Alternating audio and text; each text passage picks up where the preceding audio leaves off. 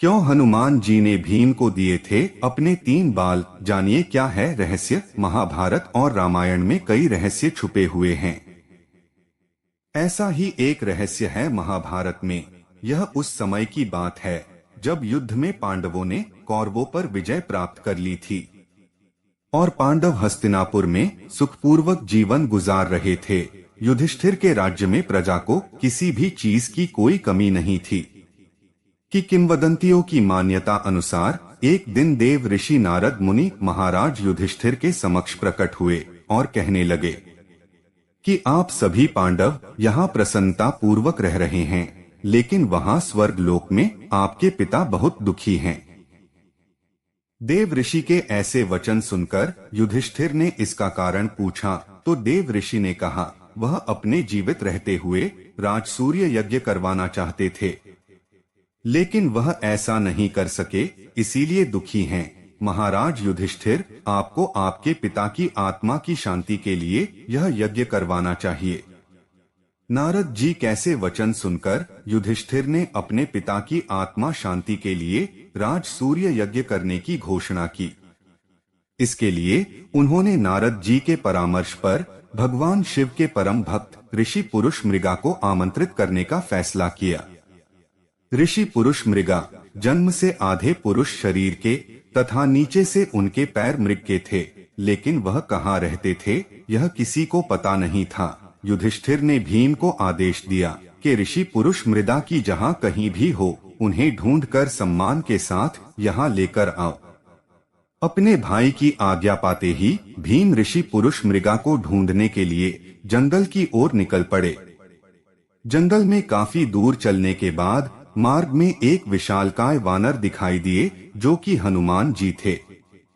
भीम भी पवन पुत्र हैं, इस नाते वे हनुमान जी के भाई हुए। भीम ने लेटे हुए हनुमान जी को वानर समझकर उनसे अपनी पूंछ हटाने के लिए कहा। तब उस वानर ने चुनौती देते हुए कहा कि अगर वह उसकी पूंछ हटा सकता है तो हटा दे, लेकिन भीम उनकी पूंछ को हिला भी नहीं पाए। तब जाकर उन्हें एहसास हुआ कि यह कोई साधारण वानर नहीं है, यह वानर और कोई नहीं बल्कि हनुमान जी थे।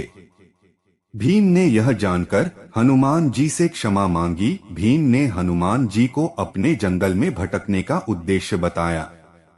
कुछ विचार करने के बाद हनुमान जी ने भीम को अपने शरीर के 3 बाल दिए और कहा कि इन्हें अपने पास रखो, संकट के समय में यह तुम्हारे काम आएंगे। भीम ने हनुमान जी के 3 बाल अपने पास सुरक्षित रख लिए और चल पड़े। ऋषि मृगा को ढूंढते कुछ दूर जाने के बाद ही भीम को भगवान शिव के परम भक्त ऋषि पुरुष मृगा मिल गए, जो महादेव की स्तुति कर रहे थे। भीम ने उनके पास जाकर उन्हें प्रणाम किया तथा अपने आने का प्रयोजन बताया। इस पर ऋषि पुरुष मृगा भी उनके साथ चलने को राजी हो गए, लेकिन उन्होंने एक शर्त रख दी। पुरुष मृगा ने यह शर्त रखी कि तुम्हें मुझसे पहले हस्तिनापुर पहुंचना होगा, नहीं तो मैं तुम्हें खा जाऊंगा। भीम ने थोड़ी देर विचार करने के बाद ऋषि पुरुष मृगा की शर्त स्वीकार कर ली। शर्त स्वीकार करने के बाद वह अपनी पूरी शक्ति के साथ हस्तिनापुर की ओर दौड़ने लगे। बहुत दूर तक भागते भागते भीम ने जब पीछे की ओर यह जानने के लिए देखा कि ऋषि पुरुष मृगा कितने पीछे रह गए हैं, तो उन्होंने पाया कि ऋषि तो बस उन्हें पकड़ने ही वाले हैं। यह देख वे चौंक गए और घबराकर अपनी पूरी शक्ति के साथ शीघ्रता से भागने लगे, लेकिन हर बार पीछे देखने पर उन्हें ऋषि मृगा उनके बिल्कुल पास नजर आते थे। भागते भागते तभी भीम को हनुमान जी के दिए उन 3 बालों की याद आ गई। हनुमान जी ने कहा था कि संकट काल में यह तुम्हारे काम आएंगे। भीम ने उनमें से एक बाल दौड़ते दौड़ते जमीन पर फेंक दिया। वह बाल जमीन पर गिरते ही लाखों शिवलिंगों में परिवर्तित हो गया।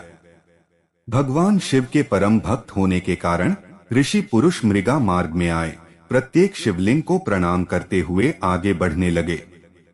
इसके चलते भीम को दूर तक भगाने का मौका मिल गया। कुंती पुत्र भी लगातार भागते रहे।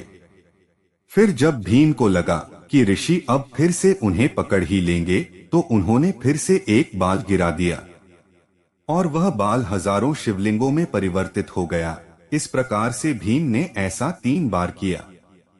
अंत में जब भी हस्तिनापुर के द्वार में घुसने ही वाले थे कि ऋषि पुरुष मृगा उन्हें पकड़ने के लिए दौड़े और उन्हें पकड़ ही लिया था कि तभी भीम ने छलांग लगा दी और उनका बस पैर ही द्वार के बाहर रह गया था। इस पर पुरुष मृगा ने उन्हें खाना चाहा, लेकिन इस दौरान भगवान श्री कृष्ण और युधिष्ठिर द्वार पर पहुंच गए। युधिष्ठिर ने पुरुष मृगा से बहस करनी शुरू कर दी। तब युधिष्ठिर से पुरुष मृगा ने कहा कि शर्त अनुसार इसका पैर द्वार के बाहर ही था, अतः यह पहुंच नहीं पाया। ऐसे में मैं इसे खाऊंगा। फिर भी हे धर्मराज, तुम न्याय करने के लिए स्वतंत्र हो। ऐसे वचन सुनकर युधिष्ठिर ने ऋषि पुरुष मृदा से कहा कि भीम के केवल पैर ही द्वार के बाहर रह गए थे, बाकी संपूर्ण शरीर तो द्वार के अंदर ही था, तथा आप भीम के केवल पैर ही खा सकते हैं।